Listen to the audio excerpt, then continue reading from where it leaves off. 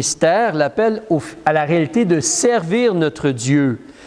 Mais comme il a été très bien mentionné ou expliqué lors de l'école du dimanche, de considérer que Dieu a un plan. Dieu essaie de faire quelque chose. Donc Dieu a agi pour se révéler à la nation Abraham, ensuite Isaac, Jacob, et là, lorsqu'ils sont en Égypte, Moïse. Donc Dieu se révèle, Dieu se fait connaître, et Dieu a un plan, et en réalité, Dieu veut bénir et éclairer tout être humain. Mais Dieu fonctionne spécifiquement à travers Israël ou le fils de David, le Messie, Jésus-Christ. C'est lui le sauveur, le libérateur. Alors, on va parler de l'appel au ministère. On va débuter de parler de cela. Probablement qu'on ne va pas tout voir ce matin, mais on va regarder certaines choses et bâtir sur cela. On veut débuter ce matin en considérant la réalité qu'il y a un appel général. Alors, lorsqu'on parle du mot « appel », c'est un mot qu'on utilise dans la parole de Dieu et ça se rapporte à la réalité de comme une invitation. Alors, visuellement, imagine quelqu'un qui est devant toi et qui, comme, fait signe et qui t'invite, qui t'appelle, qui t'invite à venir pour participer, pour prendre part à quelque chose. Il y a une offre. Alors, Dieu invite, Dieu appelle.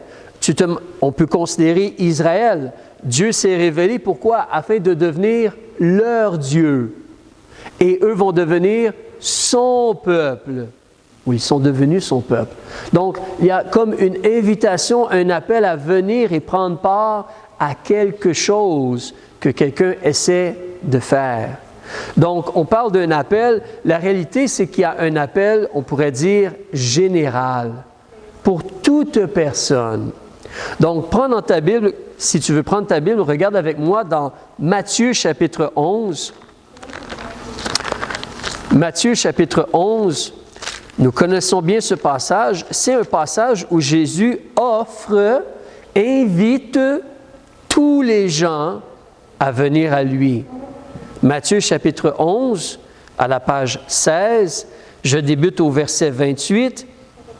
On nous mentionne, c'est Jésus qui parle, hein? Venez, c'est une invitation, venez à moi, vous tous, qui quoi? Qui êtes fatigués et chargés. En réalité, c'est pour tous les êtres humains. Y a-t-il un être humain qui n'a pas un fardeau sur ses épaules? Venez à moi, vous tous qui êtes fatigués et chargés, et je vous soulagerai. L'offre, c'est d'être soulagé de ce fardeau. Et là, on peut même voir la réalité, comme Jonathan expliquait, la réalité, le péché, c'est comme un poids sur nous. Même si on essaie de s'en défaire, on est esclave du péché. La nature du cœur humain porte vers le mal. On fait de mauvaises choses. Venez à moi, vous tous qui êtes fatigués et chargés. Chargez-vous de mon joug et apprenez de moi, parce que je suis doux et humble de cœur. Et vous allez trouver, en l'invitation, c'est au repos, le repos de notre âme. Car mon joug est aisé et mon fardeau léger. Cette invitation-là, elle est pour tous les êtres humains en réalité.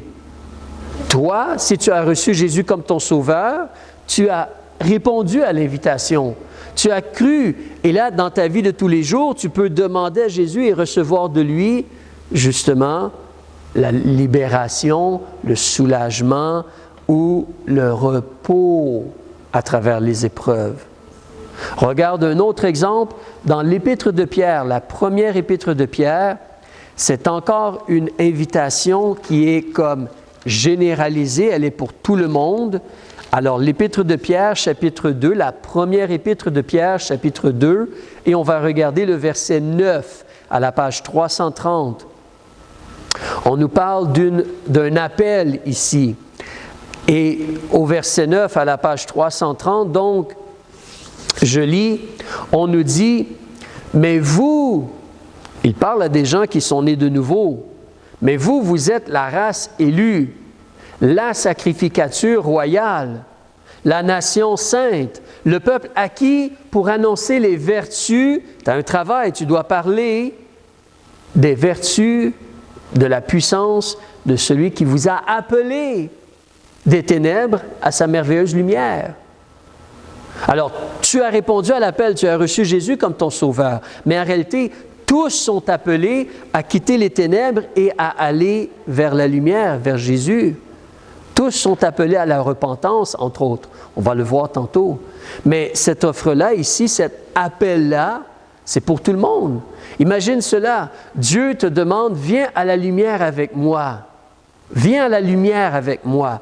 À la lumière dans le sens, pas seulement juste la chaleur, la clarté, mais la vie, la sainteté, l'amour, la lumière, la vie, la luminosité, la splendeur, la gloire. Viens avec moi à la gloire. C'est merveilleux comme invitation. C'est la vie qu'on peut vivre et goûter dans le fait de s'arrêter et considérer Dieu dans nos vies. Penser à Dieu, marcher avec Dieu. Alors, mais Dieu nous invite, Dieu nous a appelés à la lumière. C'est pour tout le monde. Reculons en Actes des Apôtres, chapitre 17. Donc, ce sont des appels généralisés, mais Dieu invite les gens. Chapitre 17, page 191. Chapitre 17, que dis-je? Page 193, excusez. Chapitre 17, je vais débuter au verset 26. Alors, on te parle de Dieu, les hommes, ce que Dieu attend ou ce que Dieu désire pour les hommes, ce à quoi il les invite. Donc, verset 26, « Il a fait d'un seul sang toutes les races des hommes pour habiter sur toute la face de la terre, ayant déterminé la durée précise et les bornes de leurs habitations. » Dieu a décidé combien de temps tu vas vivre et où tu vas habiter en réalité, d'une certaine façon, pour chercher le Seigneur. Pourquoi on est sur la terre? On devrait rechercher à connaître le Seigneur. On devrait chercher le Seigneur pour voir si en le cherchant à tâtons, comme les yeux fermés, là, tu essaies de trouver quelque chose le soir, à minuit, quand tu te lèves. Donc, pour chercher le Seigneur, pour voir si en le cherchant à tâtons, il le trouverait, quoiqu'il ne soit pas loin de chacun de nous. Il veut qu'on le cherche, car en lui, nous avons la vie, en la lumière, le mouvement et l'être, comme l'ont dit aussi quelques-uns de vos poètes, car de lui nous sommes aussi la race. Étant donc de la race de Dieu, nous ne devons pas croire que la divinité soit semblable à de l'or ou à de l'argent ou à de la pierre taillée par l'art et l'industrie des hommes.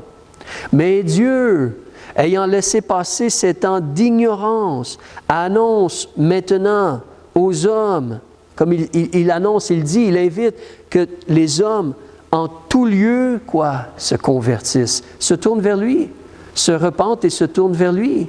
Dieu annonce cela à tous les hommes. Alors Dieu appelle, Dieu invite tous les hommes. Tu te rappelles, c'est Jésus, qu'est-ce qu'il a dit? Je suis venu appeler qui?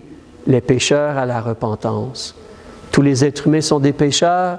Dieu appelle tous les êtres humains à se repentir. Tous les êtres humains peuvent et devraient se repentir. Mais Dieu appelle tous les gens à se convertir, à le trouver à travers Jésus-Christ. Dieu appelle tous les êtres humains à cela. Deux derniers avancent avec moi, 1 Corinthiens chapitre 1. C'est pour tout être humain.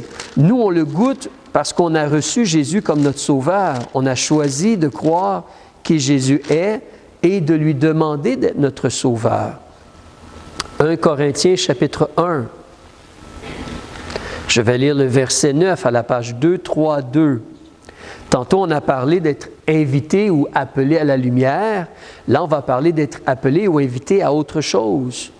Il parle surtout à des gens qui ont déjà reçu Jésus, mais tout le monde devrait recevoir Jésus. Verset 9. Dieu, par qui vous avez été appelés à la communion de son Fils, Jésus-Christ, notre Seigneur, est fidèle. Dieu nous a appelés à avoir une vraie relation avec Jésus, à vraiment lire sa parole et apprendre personnellement de lui. Dieu nous a invités à avoir une vraie relation avec Jésus, à vraiment parler avec lui régulièrement, apprendre à marcher avec lui, apprendre à le suivre pas à pas, apprendre à avoir toute une confiance, toute une espérance en lui et le voir nous aider dans notre vie. Il veut qu'on ait une communion, une relation personnelle et intime avec Jésus-Christ, son Fils, avec lui. Dieu nous appelle à cela. C'est un bel appel, amen. Appelé à la lumière, appelé à une relation avec Jésus. Une dernière chose qu'on peut considérer, si tu avances avec moi en Éphésiens, alors quand j'ai envoyé le message vendredi par texte, message texte, j'ai mentionné de penser à des choses auxquelles Dieu nous a appelés. Ça, ce sont certaines des choses. Hein? On est appelé donc à trouver en lui notre consolation. On est appelé à être dans la lumière avec lui, être en communion avec son Fils. On est appelé ici en Éphésiens chapitre 1, verset 18. On a parlé de cela, ou j'ai parlé de cela dans le message texte. Mais qu'est-ce que Jésus nous dit? Alors, que Dieu éclaire les yeux de notre entendement, notre compréhension, afin que vous connaissiez quelle est l'espérance à laquelle vous êtes appelés. On est appelé à une espérance. On est invité à aller dans la maison de Dieu au ciel. Wow! On est invité à entrer et aller et habiter avec Dieu dans sa maison, dans la lumière. C'est incroyable. Mais on est invité à cela, on est appelé à cela. Alors, c'est là qu'on doit réaliser la bonté de Dieu, l'amour de Dieu, comment Dieu veut partager sa gloire, comment Dieu veut partager sa splendeur, comment Dieu veut partager sa miséricorde et son amour envers nous. Il nous invite à être en relation avec lui. Il nous invite à faire la paix avec lui à travers Jésus. Il nous invite à devenir son enfant. Il nous invite à une relation, une communion avec son Fils. Il nous invite à être dans la lumière, à être dans la maison de Dieu avec lui, dans sa maison.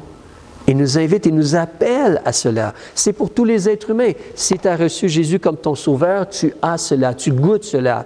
Tu peux vivre cela.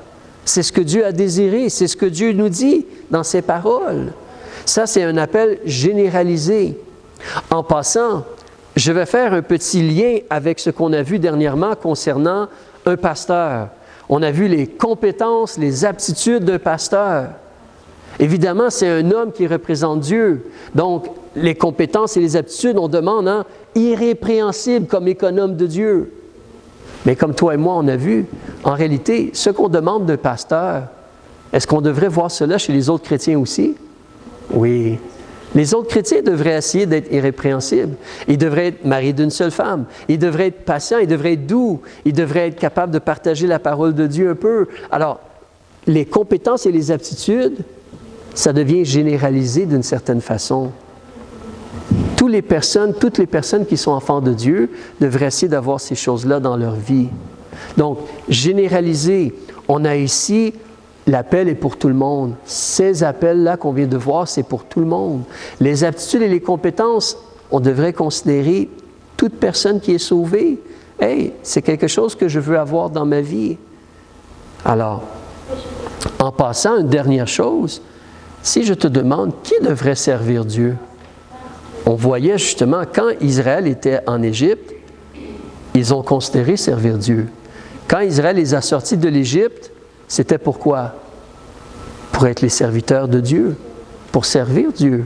Donc, si tu entends Jésus comme exemple, regarde avec moi dans Matthieu chapitre 4. Matthieu chapitre 4, quand Jésus il a été tenté, tu te rappelles quand le diable lui a fait la belle offre que si justement je vais pas me tromper dans le mot, mais si tu m'adores, alors il nous dit justement au chapitre 4, verset 8, le diable va le mener sur une montagne forte haute, il lui montre tous les royaumes du monde, à la page 4, chapitre 4, verset 8, et le diable fait juste demander, regarde, je vais te donner toutes ces choses si tu te prosternes et tu m'adores. Et qu'est-ce que Jésus dit? Il est écrit, tu vas adorer le Seigneur ton Dieu et tu vas faire quoi?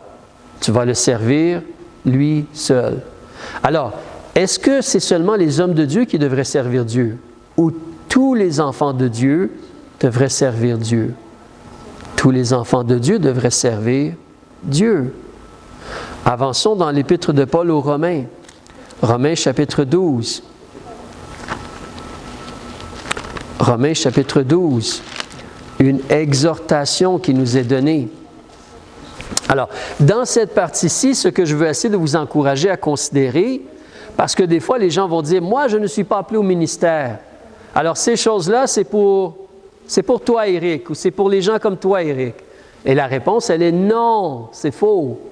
En réalité, la parole de Dieu nous dit qu'il nous appelle, qu'il nous invite à nous approcher de lui. Comme un homme de Dieu doit apprendre à marcher avec Dieu. Mais tout enfant de Dieu devrait marcher avec Dieu. Un homme de Dieu devrait avoir des aptitudes et des compétences, mais tout enfant de Dieu devrait chercher à avoir des choses dans sa vie similaires à quelqu'un qui est appelé au ministère. Un homme qui est appelé au ministère va se dévouer pour l'œuvre de Dieu. Mais tous les enfants de Dieu devraient servir Dieu.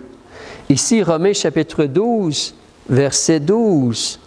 Quel est l'enseignement, l'encouragement ou l'ordre de Dieu à travers Paul? Verset 12. Ça, c'est un bon commandement. Hein? Soyez joyeux. Souris et réjouis-toi. Non, ça, c'est trop dur. C'est plus dur, c'est plus facile d'être marabout et fâché et mécontent. Mais soyez joyeux dans l'espérance. Patient dans l'affliction. Ça, c'est un peu plus dur. Patient dans l'affliction. Persévérant dans la prière. Regardez juste en haut, verset 11. Quant aux ailes, ne soyez point paresseux. Soyez fervents d'esprit. Servez le Seigneur. C'est pour tous les gens qui sont sauvés. On doit servir le Seigneur. Toute personne qui est sauvée. Avance encore un peu dans 1 Corinthiens chapitre 6, s'il te plaît. 1 Corinthiens chapitre 6. On va regarder les versets 19 et 20 qu'on connaît bien, mais c'est un rappel. C'est pour nous aider à réaliser que Dieu essaie de faire quelque chose. Et Dieu a un plan. Et Dieu invite les gens à se joindre à lui, à s'unir à lui, à venir vers lui à la lumière, pour être bénis, mais en même temps pour le servir. Pour le servir. Tous sont appelés à servir Dieu. Donc ici, on nous dit, après qu'on a reçu Jésus comme notre Sauveur, donc on veut se détourner du péché, on confesse nos péchés à Jésus, on lui demande d'être notre Sauveur, il fait de nous un enfant de Dieu. Au verset 6, « Ne savez-vous pas que votre corps est le temple du Saint-Esprit? » Comme Jonathan a bien mentionné, en Romains, ça dit, quand tu as le pardon, donc si tu demandes à Jésus de te sauver, pas seulement il te donne le pardon de tes péchés, mais il te donne le Saint-Esprit aussi. Alors, ne savez-vous pas que votre corps est le temple du Saint-Esprit qui est en vous et qui vous a été donné de Dieu et que vous n'êtes point à vous-même? Oups, tu es devenu un serviteur. Ça vient avec. Le moment, la seconde, l'instant où tu dis « Jésus, je te demande de me sauver », tu deviens son serviteur. Ça fait partie de la réalité du plan de Dieu. Dieu te rachète au prix du sang de son Fils pour des bonnes œuvres, pour un service envers lui. La seule différence, c'est que Dieu se réserve le droit de dire « Bon, toi, tu vas le faire à temps plein. » Juste cela. Toi, non, tu peux avoir un autre emploi, mais tu vas me servir quand même. Comme Jonathan a mentionné, on travaille pourquoi? Parce que Dieu dit de travailler. Mais j'ai un emploi, je passe beaucoup d'heures à mon emploi, je travaille, mais je sers Dieu quand même. Tandis que certains hommes, Dieu se les réserve pour, comme on va voir, un appel au ministère. Toi, tu vas juste me servir. Tu m'appartiens, tu vas juste me servir. Ça va être ça ton travail. Et moi, je vais m'occuper de tes finances. Mais toi, tu vas me servir à temps plein. Mais on a été achetés. Donc, alors vous n'êtes point à vous-même, verset 20, vous avez été achetés à un grand prix. Glorifiez donc Dieu en votre corps et en votre esprit qui appartiennent à Dieu.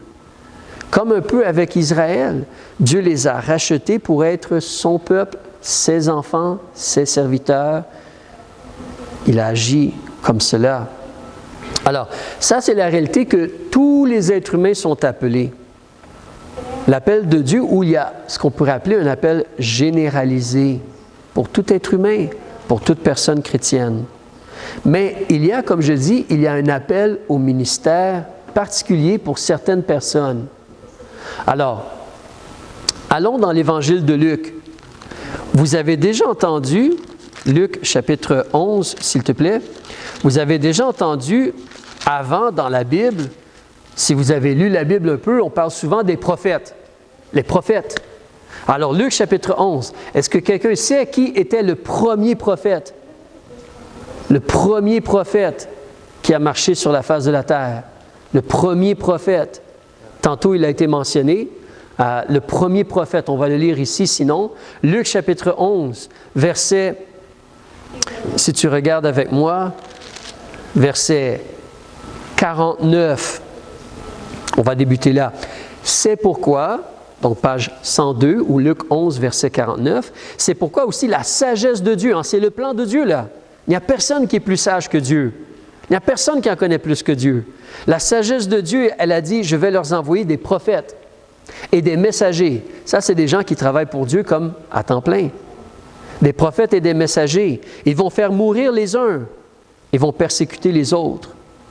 Littéralement, ces gens-là donnent leur vie pour Dieu. Afin que le sang de tous les prophètes qui a été répandu dès la création du monde, comme le premier là, soit redemandé à cette génération. Depuis le sang de qui? Abel. Abel, c'était le premier prophète. Abel, c'était le premier prophète. On peut considérer que c'était le quatrième être humain. Adam, Ève, Caïn, Abel. Le quatrième être humain, c'était un prophète. C'était un homme que Dieu a mis à part. Il était berger aussi, mais Dieu l'a utilisé. En passant, Abel, est-ce que c'était le plus beau? Pas nécessairement. Ce n'était pas le plus vieux, en tout cas, son frère était plus vieux que lui. Ce n'était pas le plus vieux. Ce n'était pas le plus beau. Ce n'était pas nécessairement le plus fort. Ce n'était pas le plus intelligent. Mais c'était quelqu'un qui a été fidèle à Dieu. C'est quelqu'un qui a choisi la foi. Comme Jonathan a mentionné, Abel, par la foi, il a fait ce que Dieu demandait. Il a fait le sacrifice avec les animaux, le sang versé. C'est une vérité du début à la fin. C'est la vérité et la sagesse de Dieu. La seule façon d'effacer le péché, il faut qu'il y ait vie pour vie. Vie pour vie. Le salaire du péché, c'est la mort. Quelqu'un doit mourir pour le péché. Jésus donne sa vie. Ou on peut dire sang, S-A-N-G, pour sang, S-A-N-G. Jésus va verser son sang. En attendant que Jésus verse son sang, les animaux, on prend des brebis ou des agneaux, des taureaux. Le sang de l'animal est versé temporairement pour l'homme en attendant l'agneau de Dieu qui ôte le péché du monde. C'est là, justement, le danger ou le mensonge de penser que, bon, je vais arrêter, je vais faire juste du bien, je vais vaincre le péché par moi-même. Comme Jonathan dit, on ne peut pas faire cela. C'est impossible. Le seul qui peut nous libérer de cela, c'est Jésus par son sang. Le seul. Donc, mais Abel, c'est un prophète, il va servir Dieu. Et une chose d'Abel, c'est qu'il est fidèle jusqu'à la mort. Il est fidèle jusqu'à la mort. C'était aussi le premier martyr. Son frère l'a tué parce qu'il essayait de faire le bien. Son frère était jaloux. Si tu regardes dans le livre de Genèse, chapitre 4, qu'on regardait un peu tantôt, tu connais probablement très bien l'histoire, mais on te dit, donc, il a fait ce que Dieu demandait de faire. Il a fait le sacrifice des animaux, le sang versé.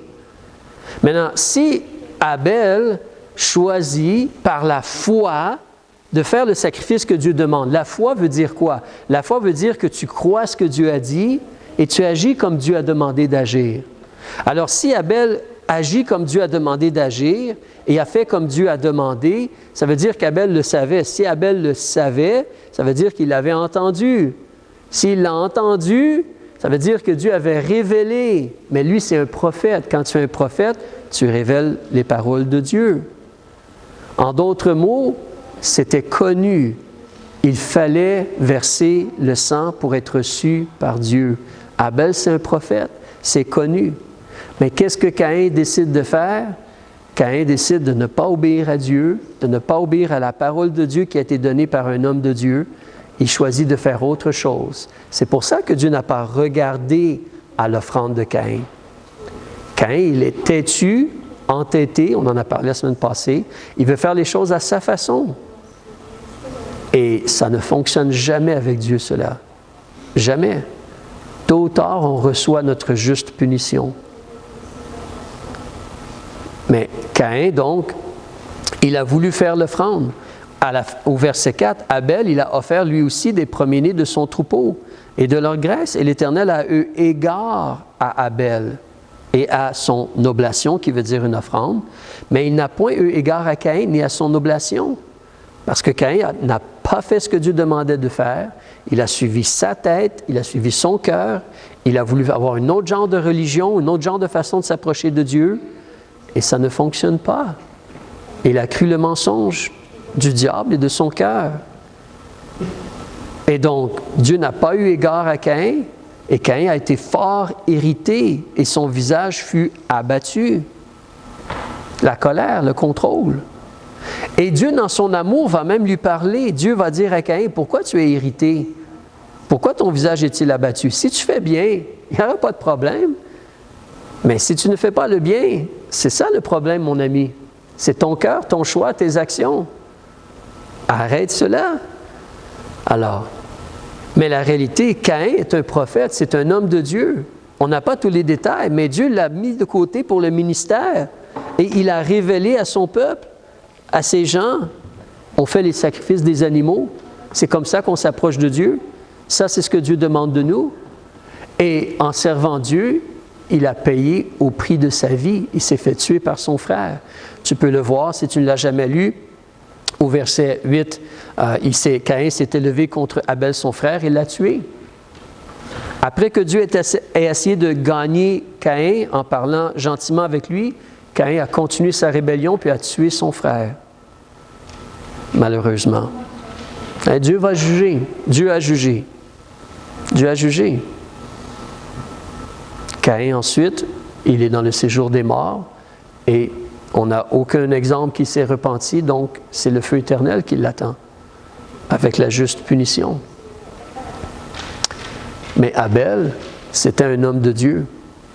Il a eu un appel. Un autre homme qui est bien connu dans l'Ancien Testament, qui a eu un appel ou qui a eu un ministère particulier, regarde avec moi, on va revenir dans l'Ancien Testament, tu peux garder ton doigt dans Genèse si tu veux, mais moi, en tout cas, je vais lire avec toi dans la seconde épître de Pierre, au chapitre 2, à la page 335. Dieu appelle cet homme-là un prédicateur. C'est le mot pour dire un prêcheur, quelqu'un qui fait des sermons, qui prêche la justice de Dieu. Alors, il faisait ce que moi je fais. Chapitre 2, verset 5, en la seconde épître de Pierre, à la page 335. Après, M. Abel, on voit un autre exemple d'un homme qui est dans le ministère.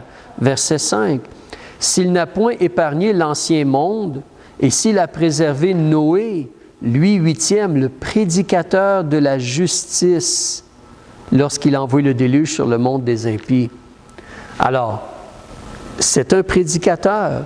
Vous allez dire, oui, mais Noé, ce qu'il a fait, il a construit une arche. C'est un fait. Il a construit une arche, mais il parlait aussi. Il prêchait la justice. Donc, dans ses pauses, je ne sais pas, pauses syndicales, il en profitait pour prendre le podium et prêcher aux foules qui riaient de lui parce qu'il construisait une arche. Il prêchait aux gens. Il donnait la justice aux gens. Dieu va juger à cause du péché. La pluie va venir, le déluge. Ah, ah, ah, ah, ah. Les gens riaient de lui. Mais ils sont tous morts, malheureusement. Mais Dieu a utilisé Noé. Alors, tu vois cela. Noé, en passant, une chose concernant un homme de Dieu, mais tous les gens qui sont enfants de Dieu. Tu regardes au chapitre 6 dans Genèse, si tu as gardé ton doigt là, à la page 7, on te dit clairement que Noé, il était juste. Il était droit, il était intègre. Avec tout son cœur, il essayait de marcher devant Dieu. Est-ce qu'il était parfait? Non, pas du tout. Même si tu connais la Bible, on voit un problème dans la vie de Noé. Plus tard, il a manqué de sagesse et il s'est enivré de vin et il y a eu la malédiction dans sa famille. Noé n'était pas parfait, mais sincèrement, il essayait de marcher droitement devant Dieu. Et justement, à la fin du verset 9, tu vois que Noé, il a marché avec Dieu. Il a marché avec Dieu. Toute personne qui est sauvée devrait apprendre à marcher avec Dieu. mais encore plus un homme de Dieu. Et il devait avoir une influence sur sa famille, hein? Sa femme et ses 3 enfants, et les femmes de ses 3 enfants sont entrées dans l'arche. C'est les seuls. C'est les seuls. Donc, il avait une influence sur sa famille. Mais on parle de la réalité que Dieu appelle certaines personnes à le servir, vraiment à avoir un ministère à temps plein. Et donc, évidemment, ici, on voit comme Abel, c'est un prophète, Noé, c'est un prédicateur de la justice. Et si tu lis dans l'Ancien Testament, il y a d'autres prophètes aussi qui vont venir. Si tu regardes avec moi dans Éphésiens chapitre 4, verset 12, s'il te plaît. Éphésiens chapitre 4, verset 12. On a vu cela il y a quelques semaines. Éphésiens chapitre 4 à la page 275, au point où on en est rendu, donc le Seigneur Jésus a agi, et on a le mot ici au chapitre 4, verset 11, c'est aussi lui, Jésus, qui a établi les uns apôtres, les autres prophètes, les autres évangélistes et les autres pasteurs et docteurs. Alors, ça, c'est où on en est. Auparavant, quand on lit les choses du temps de avant Jésus, ce qu'on appelle la partie de l'Ancien Testament dans la Bible, on va voir qu'il y a des prophètes, on va voir qu'il y a des gens qui prêchent. Beaucoup de gens sont venus comme prophètes. Mais au point où nous, on est arrivés, Jésus a établi 12 apôtres. Il n'y a plus d'apôtres de nos jours. Les 12 apôtres ont écrit des livres. On a les écrits des apôtres. On a les écrits des prophètes qui ont aidé à écrire le Nouveau Testament. On a leurs écrits. Il n'y a plus d'apôtres de nos jours, il n'y a plus de prophètes, mais Dieu appelle des gens au ministère pour être évangélistes ou pour être pasteurs et docteurs, des gens pour enseigner la parole de Dieu. Mais là, c'est la différence où Dieu appelle des gens, Dieu se réserve des gens pour être pour lui à temps plein. Un excellent exemple, regarde avec moi en Actes des Apôtres, chapitre 9. Peut-être on va terminer là aujourd'hui. Ça, quand tu commences à lire la Bible ou si tu lis la Bible pour la première fois, c'est vraiment incroyable cette histoire-là. On a un homme, c'est l'un des plus grands persécuteurs des chrétiens ou de l'Église à Jérusalem. C'est le plus grand des persécuteurs, Saul de Tarse. Alors, si tu regardes au chapitre 9, justement au verset 1, tu connais les mots, hein? Mais on te dit que Saul, il respirait encore la menace et le meurtre. Imagine cela, c'est ton respire, c'est ta raison d'être. La menace et le meurtre pour les gens qui veulent croire en Jésus et servir Jésus. Mais Dieu a agi de façon extraordinaire. Et quand tu avances au chapitre 9, regarde le verset 15. Au verset 15, Dieu parle concernant M. Paul. Il est en train de parler à Ananias. C'est le monsieur qui va aller voir Paul pour l'aider dans ses débuts de la vie chrétienne et qu'il soit baptisé et tout. Mais au verset 15, Dieu mentionne concernant Saul de Tarse.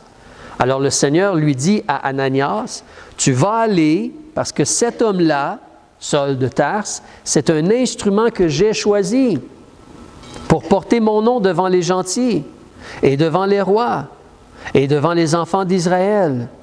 Et je lui montrerai combien il doit souffrir pour mon nom. » Alors tu vois que Dieu se réserve des hommes, il se réserve des gens pour être un instrument entre ses mains, pour les utiliser afin de rejoindre les gens avec son offre, son invitation, son message, sa prédication, son nom. Dieu se réserve des gens pour cela.